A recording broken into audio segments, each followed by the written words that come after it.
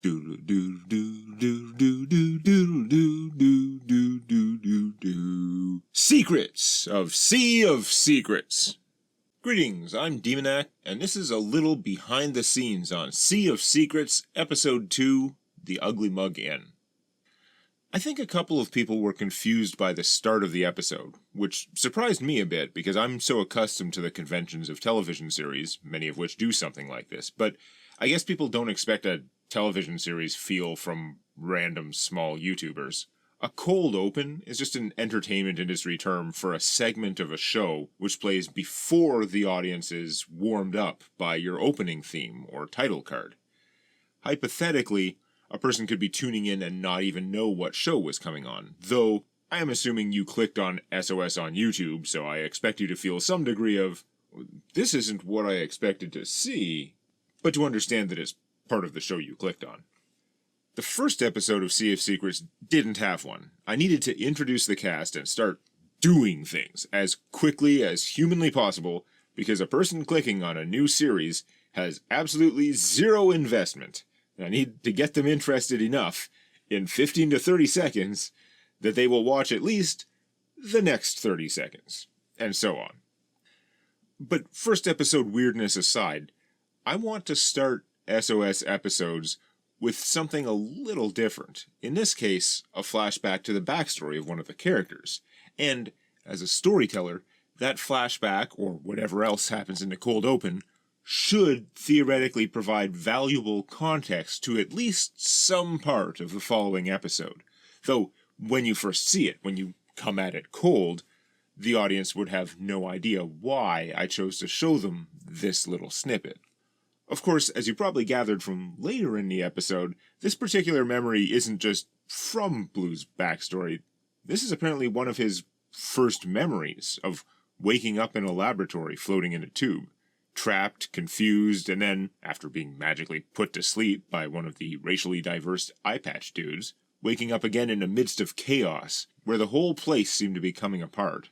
Chaos that he took advantage of to escape, starting a new life from nothing. Not even a past. Fun fact, when Blue uses his powers to smash open the cracked crystal tube, I was drawing out the cracks, trying to prepare to animate the many shards of glass breaking outward. And just to see what I was doing better, I started assigning semi-random colors to those shards, so no two adjacent pieces would be the same color. But once I had done that and separated them to layers, I kind of liked the effect. I was like, I need to show the power, emphasize the shattering. It's a cartoon. It's actually more artistic to keep these weird colors than to turn them all back to boring glass. So I left the colors in as a brief flash before they all glowed white and burst outwards towards the camera. Oh, and I love that I got Shane to make the Tales from My D&D campaign musical sting in Blues themes instruments. That would feel super classy if I hadn't just pointed it out and described it as classy. I hope the musical montage looked good. When I came up with the sequence, I loved it, and I spent way too long on it, but the result looks great to me. I don't like having a big chunk like that which doesn't work as a podcast for anybody just listening, but I went and did it anyway because it's cool. And, of course, because I wasn't talking during it, I spent even more time, because in my mind, the visuals had to justify its existence that much more, similar to how I keep sinking way more time than I should into basic conversation scenes because my gut tells me, I'm just showing these 2, 3, X people talking, I need to do more on screen. That's an instinct I really need to fight, but it's a fight I'm not winning yet, that's for sure.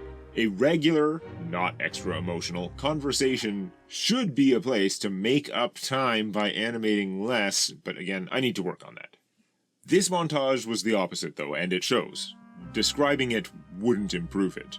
Blue looks out the window at the strange triangular tower near the middle of Bankton.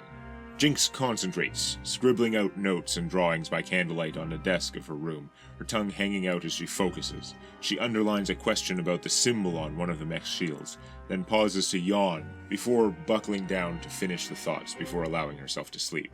Adria checks that she isn't being followed before ducking into a questionable establishment, wherein she hands a sealed letter to the owner to deliver.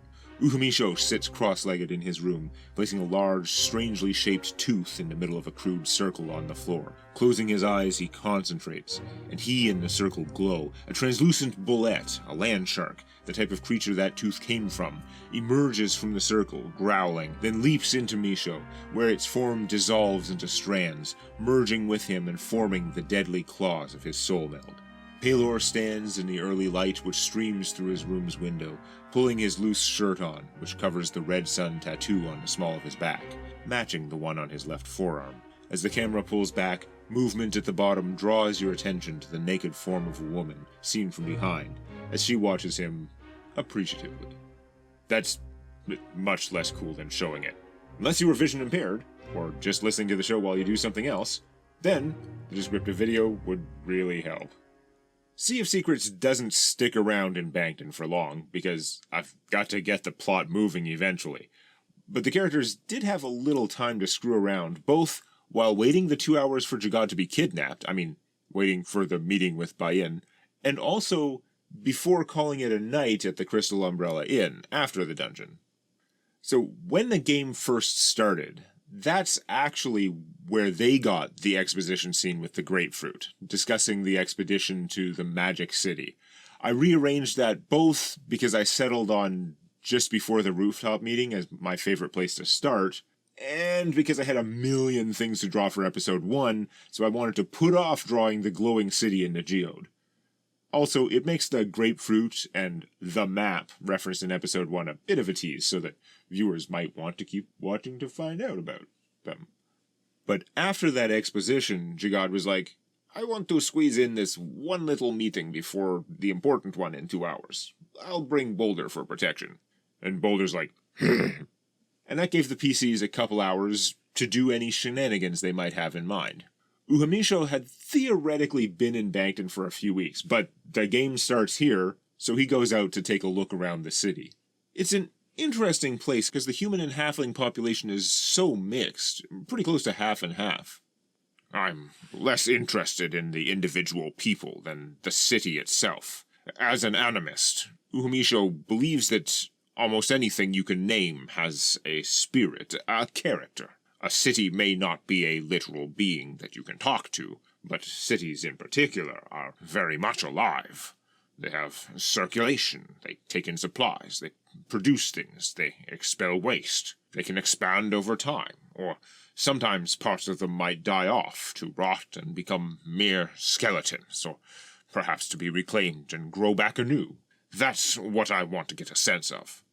Well, the city of Bankton has great wide streets radiating out from the center, bustling with people, and narrower alleys like spokes holding together those main roads. There are as many individual vibes as there are people, of course, but broadly speaking, there are two main currents. A swift and stressful current of busy people, mostly humans and halflings, rushing or moving goods from one place to another, and a slower, lazier river of people enjoying the sights, the architecture, and the museums, the many shops and restaurants. The rich and poor relax in different ways, often in different spots, but there's a commonality to those whose heads are high enjoying the city, just as there's a commonality among those whose heads are down trying to weave their way urgently through the throngs. A city with two spirits? No, it's muscle. There are two kinds of muscle tissue, the fast and the slow muscle. They serve different purposes, but real strength takes both kinds. Meanwhile, some of the others were wandering around, just poking about the market, where they ran across two merchants whose carts were parked next to each other, having a very loud argument about whose stuff was better. The halfling rug merchant is like, I have all these lovely flower patterns, right? You see this? 100 flowers here compared to 1 flower in your hand. And this lovely human flower merchant scowling down at him. This flower is alive and beautiful. You have no idea what beauty is. All your rugs are just... Every flower is the same. Every real bloom that grows is different. Ah, but your flower lasts about a day, a week. You buy this rug, you have it in your house for years. You give your woman a rug, and she will walk on it. You give her a flower, right? If you don't cut the flower, it lasts a long time. I think I would go with the flower, but I don't think I'll have a place for it when we go on the road. Then, after the whole dungeon, and then the invitation from the Illud embassy guard, prompting them to leave early in the morning, there wasn't really time to do anything, because they weren't going to get enough sleep as is. Except Adria, of course, because elves need a fraction of the time unconscious, including high elves like Adria, who I renamed Eladrin to the confusion of everybody who knows or cares about Eladrin in other D&D settings. But anyway, everybody should have been trying to get every second of sleep they could, if they were getting up early enough to pack up and set out before the gates open in the morning. So of course Pelor is like, I'll head down to the tavern downstairs, see if I can woo somebody. The tavern in the Crystal Umbrella is a little high-end, not sure if that's the kind of place you want. There are plenty of other establishments you could choose from. I'm a high-end dancer. Are you gonna dance? Okay, well, after I finish writing my letter, I'm gonna go sing. I'll be your accompaniment. I'll sing something upbeat for you. Well, I dance between the tables. Maybe on the tables. At first they get some odd looks, because, again, the Crystal Umbrella is more of a highbrow place. The atmosphere tends to be more sedate. But they have good skill checks, and while some people are grumbling, some are irrevocably uptight, others start paying attention, clearly enjoying the live entertainment. At least a couple ladies can't help but notice Pelor's athletic grace. I'm a high-end dancer. Then when Pelor did end up sharing a room for the night, Jinx joked out of character, You don't know how tempted I am to change into a really hideous woman and bang on your door like, Pelor, what are you doing? That would have been hilarious. Now, we got into a bit of a thing about how long they would have to rest. Even aside from Jinx and Pelor burning an extra hour on entertaining the crowd, it had already been evening by the time they got back to the inn, and if the city gates reopened just after daybreak, they planned to be packed and in the wagon by then. Thing is, in D&D, it's supposed to take 8 hours of rest for casters to regain their spells, or in Blue's case, his psionic power points. You don't have to sleep every minute of that time. In fact, it's assumed that your typical long rest out in the field includes 4 party members, each taking a 2-hour watch. But while it's a little fuzzy by necessity on what is or isn't good enough rest, you're not supposed to be doing anything particularly active during the 8 hours, and especially not during the 6 hours, or 4 for elves, when you are sleeping, or your species' sleep analog. Even mechs, who can remain conscious 24/7, and are technically tireless in 3.5 edition, literally immune to fatigue and exhaustion, are still supposed to have that downtime if they want to regain spells or other daily abilities. Of course, a mech fighter might have no need for any of that, and be able to be active literally every minute of the day as far as rules are concerned. Regardless, though, over the course of the investigation and the dungeon, most of them had spent all their daily character resources, and some still needed healing, since the party has no healing classes, relying mainly on a pair of healing belts from Magic Item Compendium, which, to be fair, provide quite a lot of healing for reusable items that level 3 characters can afford to buy. I don't think Blue had a single power point left, despite the fact that his build gives him way more PP, and HP, than your average level 3 psionic character. On the other hand, he has some significant dump stats, including armor class, which is why he did not like the idea of going around with no points to defend himself. I'm basically useless without points. Now, based on their plan, they would be setting out hours before they would get their spells and stuff back, and the players were like, can we just heal and get our spells back anyway? And I, as GM, was like, nah, it's not enough time. But when you get some distance between you, Bankton, and these Illud who want to meet with you, then you guys can pull off the road, take a rest stop, and rest the other 3-4 hours. And Blue, I think those of you familiar with Little One from the original Tales from My D&D campaign will not be surprised. Blue was like, nope, I'm not going. I'll just sleep here in the fancy inn until my points come back. And they're all like, we'd be splitting the party. What if something happens? And he's like, if something happens to you and I have no power points, it doesn't matter if I'm there or not. I'll be just as helpful. And if they track me down here, that's my problem. I ain't getting up at 0 points o'clock. I'll catch up. And it was one of those things that prompted a lot of debate and consternation from the players, and then nothing happened, which is why it didn't make the video. The rest of them rode out, then camped out around noon, and by the time they were getting their spells back, Blue rode up on his brand new dog. See, the D&D books listed prices for modes of transport. Wagons, boats, draft horse, warhorse, ponies for small folk like halflings and gnomes. And then they had a price for riding dogs. So Blue's player was like, "Hell yeah, that sounds like fun. I'm gonna call her Black. Gonna ride this dog everywhere. I'm small, so with the dog, I'm about the same size as you guys. I'll ride her through the house. I don't give a shit." Then, years later, like a jackass, I go make a series and I have to figure out, how the hell do I draw a dog? Then a dog running. There's a goblin riding it. I'm not really a dog person, and I'm barely an animator. I don't do walk cycles. So I went down to the secret D&D animators Discord, where we all hang out, and there was like one person who was excited I was there. And everybody else is like, how is this guy able to make a living? All the other people who do this full time have 50 times as many subscribers. Thank you, patrons. But anyway, I hired Xanianator, who I've hung out with online a bunch. They have their own similarly small channel, and they're animating their own long-running campaign that they love. And I knew Xania is an actual animation professional who loves drawing animals, especially dogs, and is friggin' good at it. So I hired them to design Blue's dog and give me a few keyframes I could use to make the run cycle. Now, Xania's art is great. I just picked a dog breed, Burmese mountain dog, but with redder highlights because it's a fantasy world. They sketched it with Blue riding, all great stuff. The problem is, I can't just add in somebody else's animation unless they're doing it in Adobe Animate and in a fairly similar style to mine, lineless vector art at least. It doesn't matter how good it looks on its own if it's not going to blend in. The portraits from Archie Doodler were different because the plan was always for them to appear in frames. They don't need to blend. And similarly, the Palor dance sequence from Rag's animation was meant to be an insert shot, like a reused footage attack or transformation in an old anime show. Although I've slipped in the transparent version in a couple of specific places to save time, I really shouldn't. I need to avoid that whenever possible, other than the credits, because it doesn't quite match. It was never designed or intended to blend in.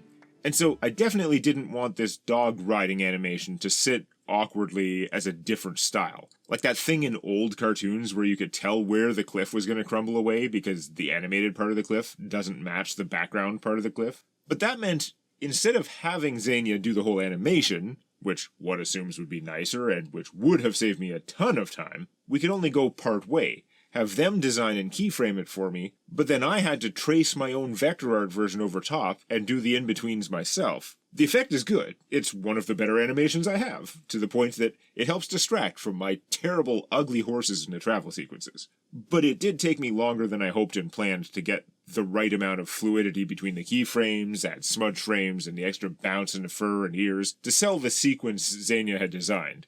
I also simplified the eyes, because Xania went a bit more cartoony Disney eyes than I'm comfortable with for an ordinary animal.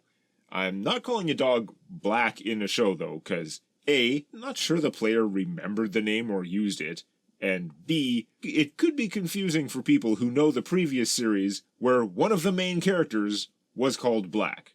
I'ma just call the dog Dog.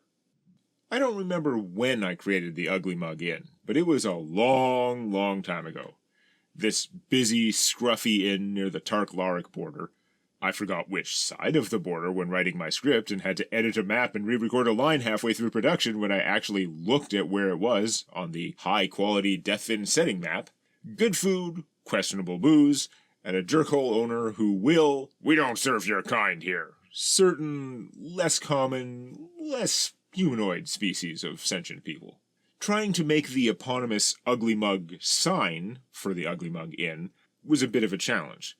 Now, technically this is not a plot point, not even mentioned in the script, but supposedly the sign, which resembles a battered metal beer mug, has inspired much drunken debate over the face in the mug. Namely, if there is a face in the mug, and most people agree there is, where is that face? Which of the dents represent the eyes, and which dents make up the mouth? Or is the bent handle a scowling mouth? Thing is, not only did I need to achieve that description with my limited art skills, without going too far on the detail level, but I wanted to be able to transition from the bar owner's face to the mug logo.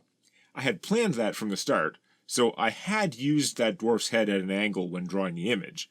But I actually forgot about that so far into the process of making the episode that when I did go back to add in that transition, I could not even remember how his face was supposed to line up with the dents in the mug.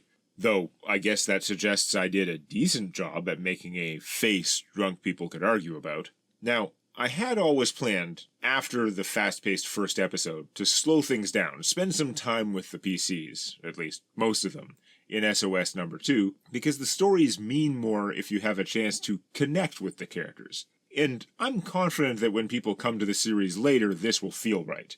But I do worry a little about losing people with the combination of slowdown, change in tone, and the time between episodes. When you get to the end of The Ugly Mug and can't just continue to the next episode right away, it was definitely a new experience for me to be not just keeping all these little social scenes, many of which don't feel like they advance the plot, but actually to expand on them. For example, the scene where Paylor wanted to pick up a friend for the night at last call, that discussion played out basically verbatim. That is exactly how it went at the gaming table. Though SOS has visual additions, like the one dwarf tearing off his shirt and really working those mischievous eyebrows. But the other Paylor scene, where the dwarven mercenary sat down with him, I wrote and added that to the video to enrich the setting, especially for new viewers not familiar with the Dwarves of Tark, and to give a little window into Paylor's character. At the table, it was really just a quick, bare-bones, out-of-character idea that Paylor would be happy to grab some mercenary work while in town to make some extra cash. But as we talked it out, we both agreed that there was no reasonable way for him to find, accept, and perform a job here in one night and still stick with the rest of the gang when they set out again the next morning. Which is why our himbo went back to his other recurring job, working the bar. Despite all the really good-looking scenes in this episode, the grapefruit reveal, the wordless montage, the travel animation with dog, Adria dodging the axe to color spray, the simple but effective water effects in the swimming pool atop the Illud embassy in Bankton. The standout scene to me is the rooftop conversation. And this is a case of the kind of thing I hope to do with this series. Did the two of them sneak up to the roof and roleplay a beautiful heart-to-heart in-game? Not exactly. I wrote that scene for the show, but it's me trying to adapt the things that did happen at the table while weaving in some of the information I know about their characters from the players, but which didn't necessarily come out in play. If you've ever made a D&D character with big dreams of what they would do, of what stories you could play out with them, you've probably also kicked yourself after a game night once or twice for not doing justice to the story in your mind, for failing to get it across in the moment because you got distracted by other parts of the game, forgot something, or were nervous and just kind of missed your moment. And one of my goals for Sea of Secrets is to weave the character narratives together more tightly, add some extra connections that might have been missing, and just make the best version of these characters and stories that I can without changing the events that actually happened at the table. So what was I working with here? Blue was an angry little guy with no memories before the lab. He kinda tried to murder a dwarf on a whim while everyone was distracted by the bar fight. Adria missed it, but Jinx spotted his attempt, and Blue saw her spot his attempt and left with the situation unresolved. Jinx chose not to tell anybody else. She did use a message spell to Adria, asking her to keep an eye out in case something happened to her, but Jinx didn't explain why. Somehow, what started as a reason for Jinx to distrust Blue, and vice versa, weirdly flipped into a connection between them, a sort of bond, and they began to trust each other more because of it. Jinx's default form is how she imagines she would look if she had been born a human. She doesn't like her natural, gray changeling form, and doesn't show it to anyone. So you can see, in this case, I didn't even really change things, so much as I wrote a scene, a conversation, that helped to encapsulate all this, and which helps to make sense of the way that the friendship between these two characters developed.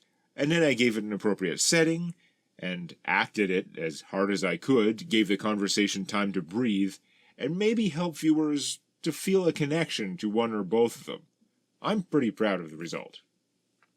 Another goal I have for the series, of course, is to weave together the events of the plot into a more coherent story, which, in most cases, it was. Like, most of the things the players ran into were there for a reason, either based on or interfering with the plans of different factions, but for various reasons, when we played the sessions, the party didn't actually learn about most of these factions and connections. They kept doing things which resulted in them missing the clues I'd planned, and I was not quick enough at adjusting on the fly to get them this information anyway. And it just kept happening! Well, we'll see how much the party actually finds out in the show. After all, I'm not going to change the decisions they made. But even if they don't know what's going on under the hood, I have that other powerful tool of adaptation, bad guy vision. I can show you, the audience, the behind-the-scenes plotting and scheming of NPCs, villainous and otherwise. Now, this conversation at the embassy is barely even that. But I've had these characters, Ambassador Bolrod and his faithful guard Muguru, bouncing around in my head quite a long time, and I love KT politics. I love the verbal jousting and the clash of smug against smugness, so hopefully some of you enjoy it too. My awesome Patreon patrons get secrets videos about a week early so that I can answer some of their questions in this final video on YouTube, where I read the questions out in random, sometimes ridiculous voices. Like this. Mr. Nobody asked, "I'm curious about the noosphere you described, the realm of pure information and thought, and how it interacts with the magic and psionics of the setting. What would it be like to go there?" The Incarnum, I didn't name it, it's the name of the book Uhamisho's class comes from, isn't a place you can go. At most, it's a metaphorical realm, another of those less physical layers of reality. So, to actually explore it would be more like astral projecting through an endless maze of ideas and thoughts, emotions and dreams, the instincts and essences of all living things, of all things that have lived. Not their souls, their consciousness. That part moves on when they die. But everything they did, everything they lived, weaves into the fabric of the universe, a structure deeply tied to the astral plane. At which point, it suddenly makes a little more sense how Fey beings may access information they cannot possibly know, though it still does not explain their insights into future events, however flawed. However many fairy tales have a mortal triumph, because the Fey bargainer misinterpreted a vision or rhyme of what was fated to happen. Rinsaku Blade asked, "What is Kua political leadership like? It certainly seems like there is a set hierarchy between the politics and military. Is it similar to the ancient Romans, with high-ranking officials spending time in the army or commanding forces?" The centrality of the military within Kua hierarchy in both nations is more implicit than explicit. Each of the ruling houses, aka great houses, choose their representatives based on their own internal politics.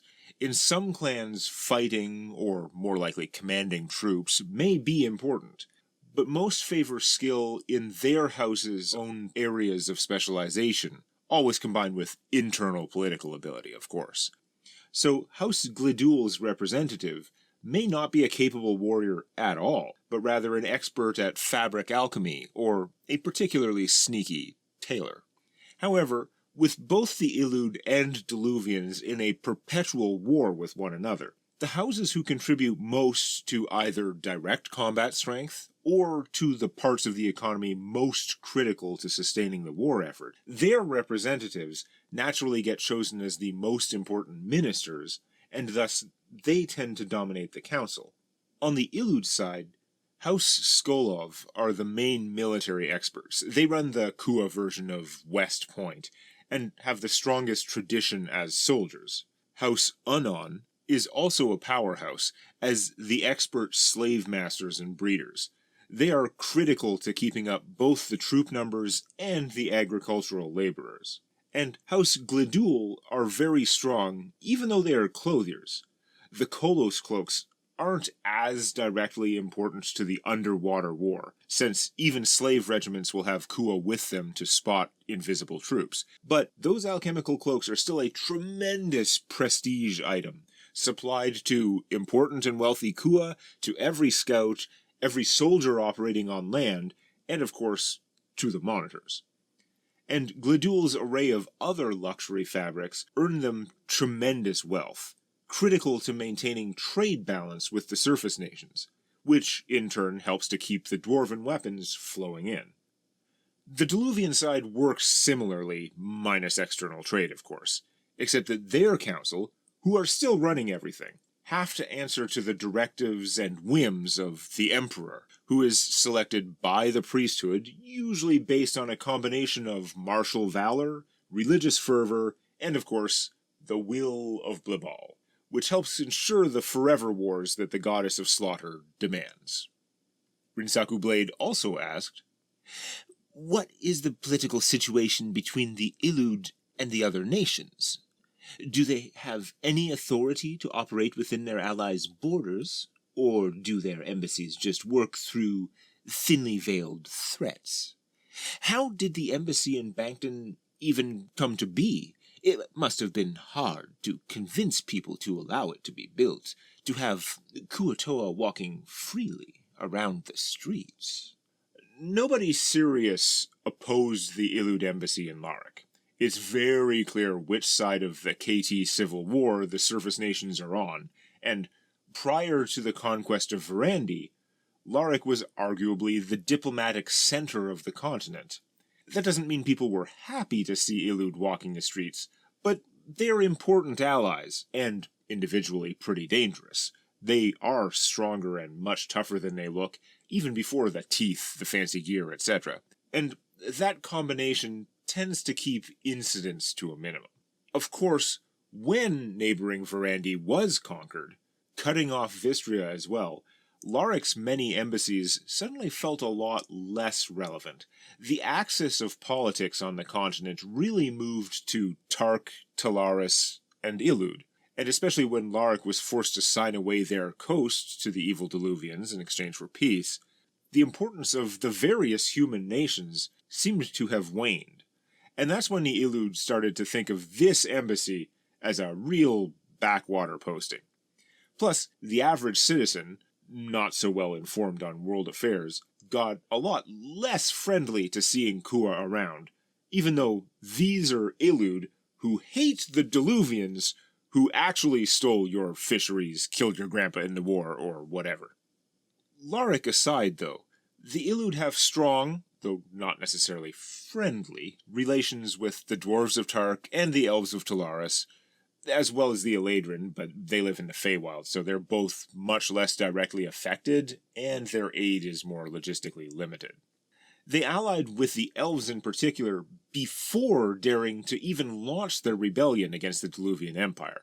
Without the powerful wizard Maghargrig and others backing them, including the implied but plausibly deniable approval of the king and queen, the Illud might never have tried to implement the conspiracy they'd been planning for decades. 3 centuries later, with the bloody Kua Toa civil war still raging, many elves are less enthusiastic about the very long and expensive support they have been giving to the Illud cause, though reportedly King Dietrich, known for both stubbornness and for his long-term perspective, still firmly believes that the battles up and down the Leviathan are the only thing keeping Diluvian warriors out of the Verdualen. Obviously, the Elves of Talaris are committed at this point, so they do a lot of trade with the Illud. Most importantly, trade in magical resources, but also paper, rope, and other things. And they do everything they can to keep that international relationship strong, without exposing themselves to too much perceived risk of Diluvian retribution, or leaving themselves too open to infiltration by their Illud allies. Over the 3 centuries the Illud Republic has existed, every year of which they've been in an existential battle against their imperial brethren, the understanding that has evolved between these rebels and their allies is that the Illud's invisible spies and monitors do not perform operations within the territory of their surface allies.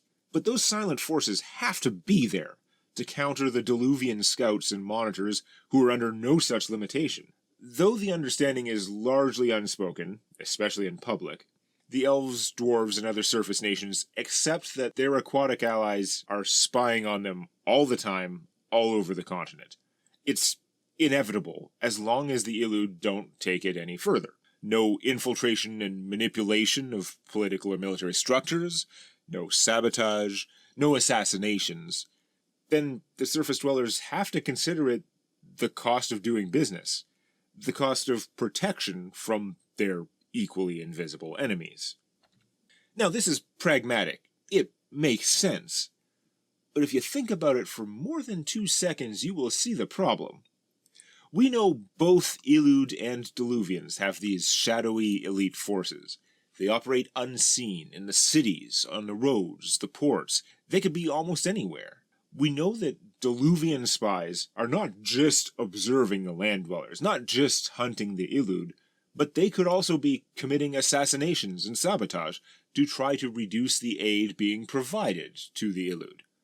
So when an invisible fish person kills a politician, maybe a vocal anti-Illud leader, how do you know which side of that species did it?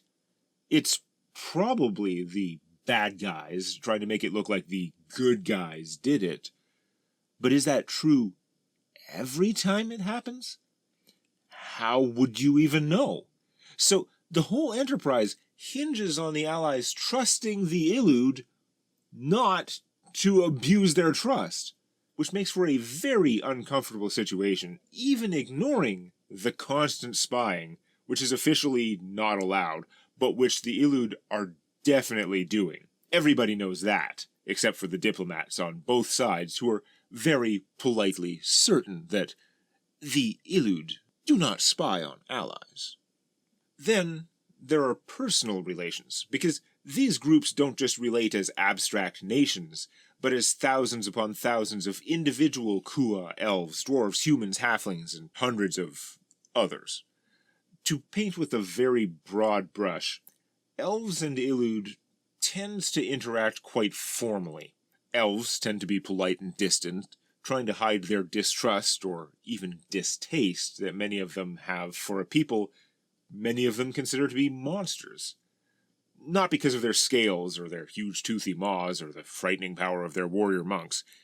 Elves and many others consider the Illud monstrous because when they rebelled against the Empire, they failed to free their slaves. They still rely on that most disgusting of institutions. And the Illud, in general, are quite decent at being polite and diplomatic in return, but both sides tend to remain pretty frosty. By contrast, most dwarves hate Kua Toa, including the Illud. They barely hide it. Hell, they almost seem proud of it. They do business left and right, on a much larger material scale than elf-Illud trade, selling mostly metalworks, which dwarves famously excel at, and which also happen to be inconvenient to produce underwater.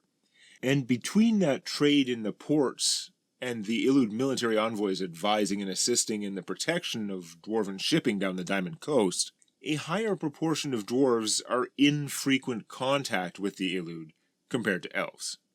But if you've ever spent time with dwarves, you may have noticed that some dwarves form what you might call hate friends.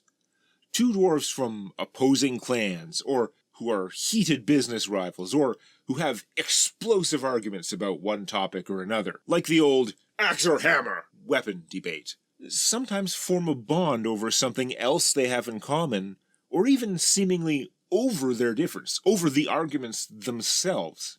You might see the pair walking together, raging and insulting each other, and yet you see them together in the pub later.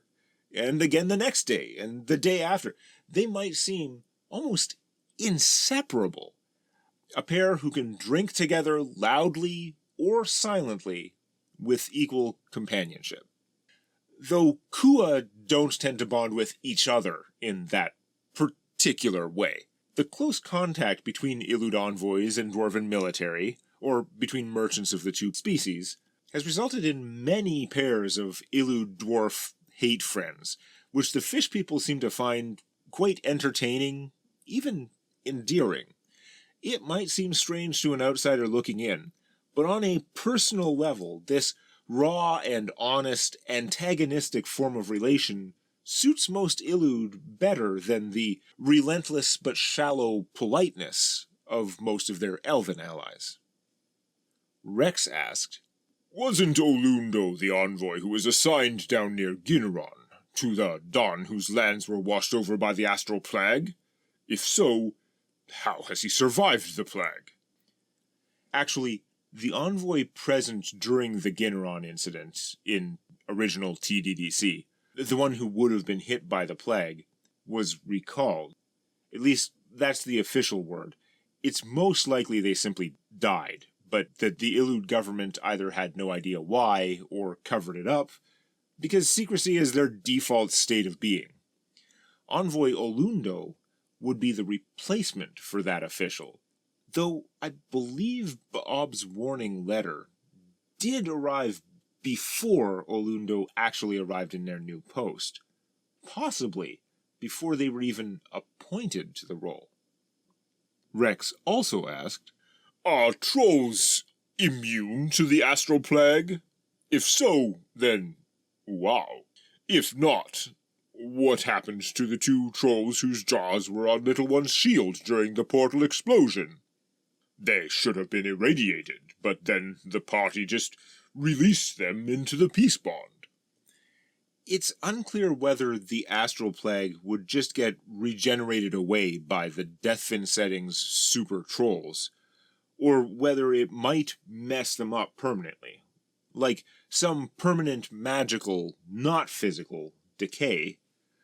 But I don't think that Little One's trolls would provide a definitive answer either way, because their bodies weren't present at all, only the jaws, and troll jaws in our world are indestructible. So even if a flesh and blood troll might have been messed up by the Astral Plague, I think that while their bodies have been destroyed, while their souls are stored entirely inside the indestructible jaws, it would just wash over them. There's no tissue to infect. Grim Reaper asked, Has Blue ever visited the Psionic Academy? Also, I'm curious, with all the various magic systems involved now, how are you handling loot? I'd imagine psionic items are a bit uncommon outside this area. The same with Incarnum-based items. Well, for most purposes, magic items are magic items in this setting. If you get a +1 enhancement bonus to AC, it doesn't matter whether it comes from arcane or divine magic, psionics, or Incarnum. Obviously, it does matter in the case of enchanted gear that interacts with your class abilities, like spellcasting. Basic +2 stat items work for anybody, but nothing in the basic Dungeon Master's Guide is going to grant Blue extra powers known, or give Uhamisho more essentia to invest into his soul melds. A sentence that sounds like utter gibberish to the average D&D enjoyer who hasn't really gotten their head around the Magic of Incarnum third-party rulebook for 3.5 edition. Psionic gear is actually at least as common as arcane stuff throughout Laric. It is, after all, the former territory of the ancient Adar, renowned masters of the mind. Such items are certainly less common elsewhere, but they should still be around. Both Illud and Diluvian monitors have been known to use some psionics to increase their options in combat. Incarnum-specific gear is probably more on the rare side, if for no other reason than the magic item section of that book is extremely bare bones. Fortunately, Misho's focus is melee combat, and Even though he uses soul meld claws rather than weapons, there should be no shortage of loot to help a hero deal and survive damage in melee. Has Blue ever dealt with the Psionic Academy? There's actually a brief scene I wanted to flash back to, but I haven't found a good place for it in the series. It lost out to escaping the tube for his backstory cold open. Spoilers if I do find a way to work it in later, but honestly, as they travel further east, this scene becomes less and less relevant. I recognize that lady's brooch, that brain on shield symbol. Shortly after I entered the city, I turned down a side street and ran into an old halfling wearing one of those. He said, "Welcome, I'm blah blah blah of the Psionic Academy." Wait, his name was blah blah blah? I don't remember his name. Anyway, we take note of psychic individuals in Bankton. What, is having powers a crime? Far from it. You have a talent, a gift. I came to offer you a place in the academy, if you want it. Training, support, lodgings, pants. You weren't wearing pants? Why is everyone obsessed with pants? Not like I've got anything going on down there. So I'm like, and what if I say no? Nothing. We advocate to protect psionic individuals and the greater community, members or not. But to that end, I must note, if you use your powers to assault or charm anyone, or to commit other crimes in this city... Right on cue, a half-dozen people in blue hooded robes revealed themselves on the rooftops, looking down on me. The Academy assists the authorities in dealing with powerful criminals. Yeah, I get it. Aside from that, if you need any assistance, the offer remains open. Our campus is easy to find. And he pointed at that tower near the center of town. The one with the weird triangle window. Did they all levitate up there like Bayen? How should I know? I severely doubt it. That's too many powerful casters posing just to intimidate one visitor. I would have just jumped up. Now I'm just imagining them all climbing back down a ladder afterwards. Good job, team. I bet we looked really cool. If you're watching us, I'm sure you already liked and subscribed. But if you want to make sure you don't miss SOS episodes when they drop, even YouTube's notification bell often fails.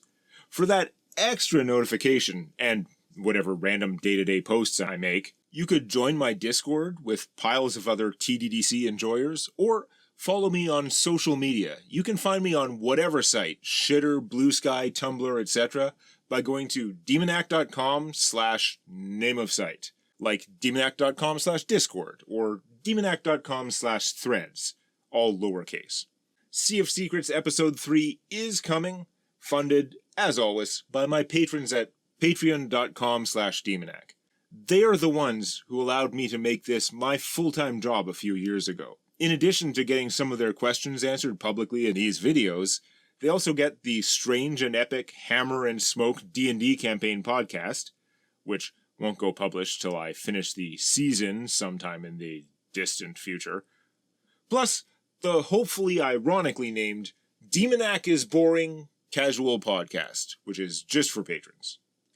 And if you want more animated D&D while waiting for my slow ass, don't forget to check out Rags Animation's Prepare to Dice series for a very silly, very animated campaign, and Zanionator's D&D story for more of an emotional, character interaction-based show.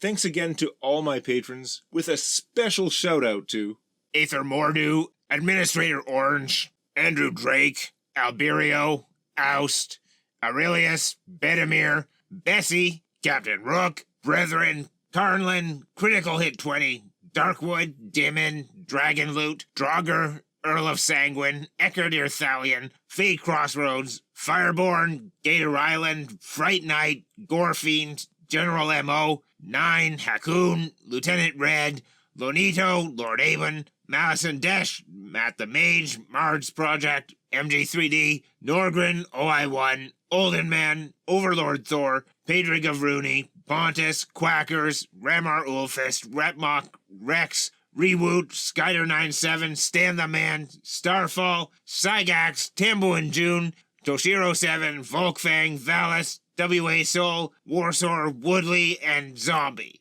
The members of the organization.